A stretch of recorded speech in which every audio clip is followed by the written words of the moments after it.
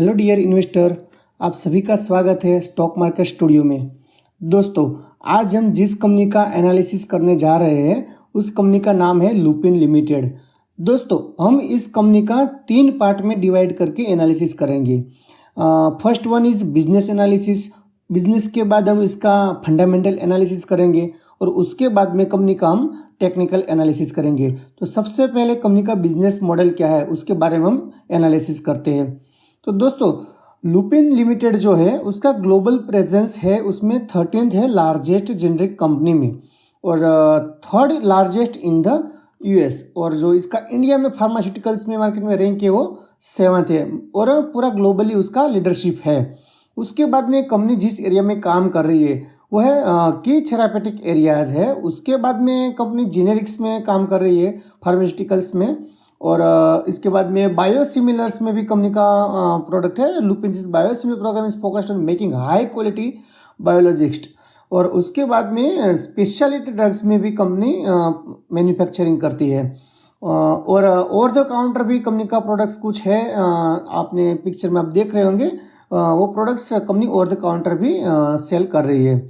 और कंपनी का active pharmaceutical ingredients में हम देखें तो Lupin is a leading manufacturer of active pharmaceuticals ingredients in India and a key supplier to global business, global body and governments in more than 70 countries.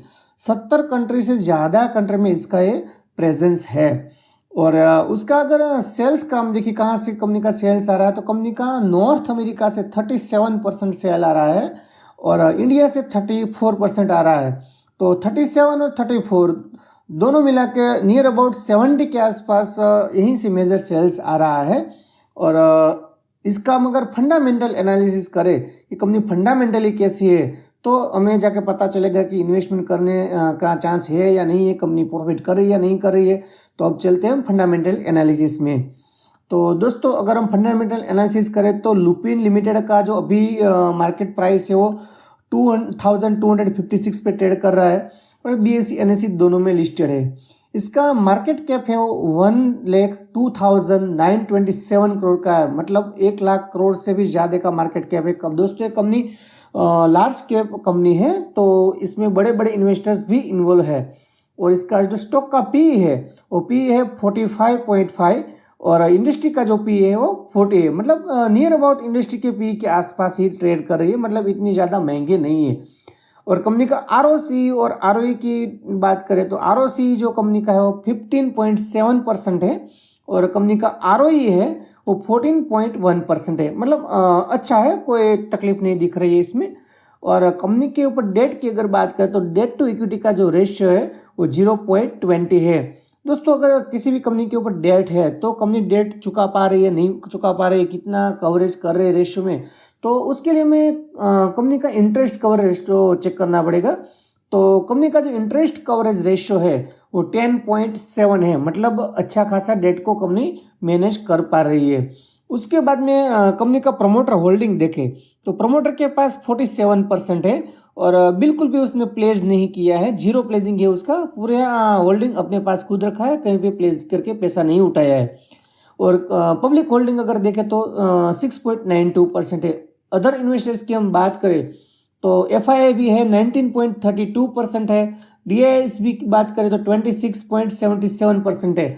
और आप एक detail में अगर चेक करेंगे तो पब्लिक का जो होल्डिंग है वो कंटिन्यूसली डाउन आ रहा है, मतलब ये सितंबर 2021 में जो पब्लिक के पास 12.76% था उससे कम होकर यहाँ पे अभी बचा है 6.92%, मतलब कंपनी का जो शेयर होल्डिंग है उसमें पब्लिक से माल अभी ज़्यादा नहीं पब्लिक के पास रहा है, ओनली 6.92% ही पब्लिक के पास है। एक अभी बड़े हाथों में इसका होल्डिंग चला गया है।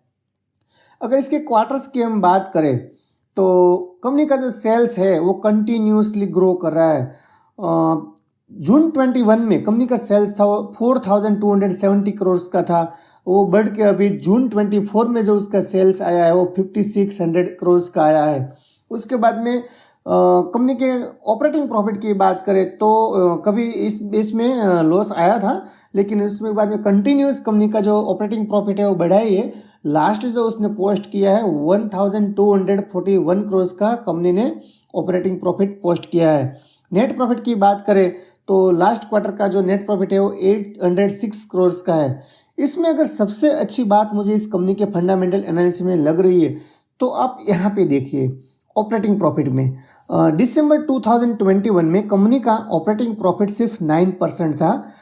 उसके बाद में कंपनी ने 7%, 6%, 11%, 12%, 13%, 18%, 20% और लास्ट क्वार्टर में तो 22% का उसने ऑपरेटिंग प्रॉफिट का मार्जिन रखा है। ये एक बहुत ही अच्छी बात है कि कंपनी मैनेज करना जानती है कि कैसे उसके एक्सपेंस को मैनेज किया जाए, कैसे उसका जो प्राइसिंग पावर है उसको मैनेज किया जाए। तो ये जो ऑपरेटिंग प्रॉफिट है वो बहुत ही अच्छी तरह से मार्जिन उसका बढ़ा है, उसकी इफेक्ट आप क्लियरली देख रहे हो यहाँ पे नेट प्रॉफिट में। अगर एनुअली प्रॉफिट की अगर बात करें तो एनुअली प्रॉफिट जो है कंपनी का उसके पहले हम उसका सेल्स देख लेते हैं। तो मार्च 13 में कंपनी का जो सेल्स था वो 9641 करोड़ का था। वहाँ से कंटिन्यूसली उसका सेल्स बढ़ा है। अब देखिए एवरी ईयर कंपनी का सेल्स बढ़ रहा है और लास्ट मार्च 2024 में जो उसने एनुअल सेल्स दिखाया है वो 20,000 करोड़ का दिखाया है और ट्रेलिंग 12 मंथ की अगर बात करें तो 20,797 का प्रॉफिट है।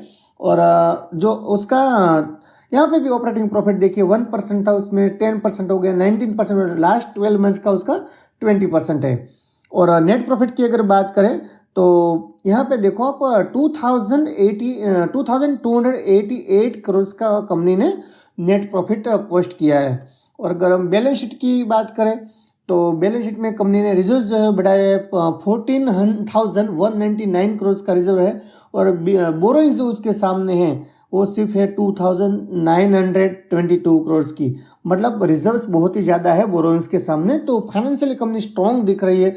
और इसका अगर capital work in progress fix assets की हम बात करें तो फिक्स एसेट्स कंपनी के पास जो है वो 8,878 करोड़ का है। और अभी भी कंपनी का जो कैपिटल वर्क इन प्रोग्रेस है वो है अभी 773 का। तो ये कंपनी कंटिन्यूसली नए प्लान्स लगा रही है, नए बिजनेस एक्सपेंशन कर रही है, तो उसका डायरेक्टली इफेक्ट हमें यहाँ पर दिख रहा है उसके प्रॉफिट में और उसके सेल्स में। तो रिजल्ट्स बहुत अच्छे हैं कंपनी के पास और कंपनी के पास कैपिटल वर्क इन प्रोग्रेस भी है, बोरोइंग्स ज़्यादा नहीं है, इसका जो ऑपरेटिंग प्रॉफिट मार्जिन वो कंटिन्यूसली बढ़ रहा है। ये सब चीज़ें मुझे बहुत ही अच्छी लग रही है इसके फाइनेंशियल डेटा में। उसके बाद में हम इसका रेशियोज देखें तो डेटर्स डे 86 डेज है, इन्वेंट्री डेज 272 डेज है और डेटर्स पेएबल है वो 192 है। तो ये कंपनी में कुछ फाइनेंशियल से कुछ प्रॉब्लम नहीं लग रहा है, अच्छी लग रही है, अच्छा खासा पोस्ट कर रही है प्रॉफिट और कंटिन्यूसली उसका जो ऑपरेटिंग प्रॉफिट है और ये सेल्स है ये कंटिन्यूसली अच्छे रेशियो से बढ़ रहा है, वो एक बहुत ही अच्छी बात है। दोस्तों फाइनेंशियल एनालिसिस करने के बाद हमें उसका टेक्निकल एनालिसिस करना चाहिए कि टेक्निकल में कोई चार्ट पैटर्न बन रहा है या नहीं बन रहा है, उसके बाद भी हमें डिसीजन लेना चाहिए। दोस्तों हम सिर्फ यहाँ पे अपना व्यू शेयर कर रहे हैं, हम एजुकेट कर रहे हैं कि कैसे कंपनी को एनालाइज किया जाता है, कैसे कंपनी के बिजनेस देखा जाता है, कैसे कंपनी का फंडामेंटल एनालिसिस किया जाता है और उसके बाद में कंपनी की टेक्निकल चार्ट पे ऊपर कोई पैटर्न बन रही है या नहीं बन रही है वो सब हम सीखते हैं यहाँ पे। तो अगर आपको ये वीडियो अच्छा लग रहा है तो दोस्तों चैनल को सब्सक्राइब जरूर कर दीजिए और कमेंट में बताना अगर आपका इस वीडियो में कोई व्यू है तब कमेंट जरूर कर देना। तो ये कोई बाय और सेल की रिकमेंडेशन नहीं है, सिर्फ हम यहाँ पे एजुकेट कर रहे हैं। तो दोस्तों लुपिन जो है वो एक मल्टी ईयर ब्रेकआउट यहाँ पे दिख रहा है। कंपनी का जो प्राइस था वो अप्रैल 2015 में 2124 था, तो करीबन 10 साल के बाद ये प्राइस आया है यहाँ पे।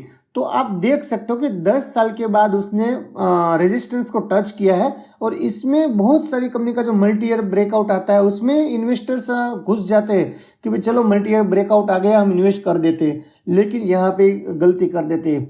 मल्टी ईयर जब ब्रेकआउट आता है तो बहुत ही हमें सावधानी पूर्वक डिसीजन लेना पड़ता है क्योंकि यहाँ पे सेलिंग प्रेशर भी ज़्यादा होता है। तो बहुत सारे केसेस में ये मल्टी ईयर ब्रेकआउट जो होता है वो फेल हो जाता है, लेकिन इस केस में आप देखेंगे तो मल्टी ईयर ब्रेकआउट होने के बाद कंटिन्यूसली कंपनी ने ऊपर ट्रेड किया है। मतलब ये रेजिस्टेंस जो है वो ब्रेक कर दिया है, उसका कंफर्मेशन आ गया है और वॉल्यूम के साथ आया है।